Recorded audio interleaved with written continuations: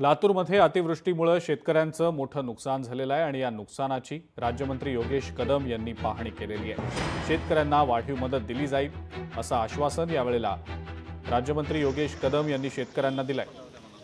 मध्ये येऊ नका, मध्ये येऊ नका।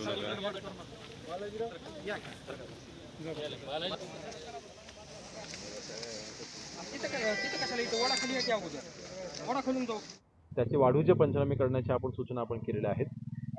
त्यानंतर जिथे जिथे पशुधनाचं नुकसान झालेलं आहे त्या ठिकाणी देखील आपण वेळेत पंचनामे करण्याचे आदेश आपण दिले आणि पशु खाद्याच्या बाबतीमध्ये देखील काही मागण्या ह्या सकाळपासून माझ्याकडे होत आहेत की जे काही अतिवृष्टीमुळे नुकसान झालेलं आहे त्यामुळे पुढच्या एक महिन्याच्या कालावधीमध्ये पशु धान्य देखील कदाचित उपलब्ध होऊ शकत नाही।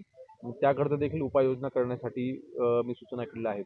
तर एकंदरीत माननीय मुख्यमंत्री महोदयांनी कालच या बाबतीमध्ये सगळ्या शेतकऱ्यांना आश्वस्त केलेलं आहे की या बाबतीमध्ये वाढीव मदत ही नक्कीच शेतकऱ्यांना दिली जाईल। लोकशाही मराठी ऐका, पहा, जागरूक रहा।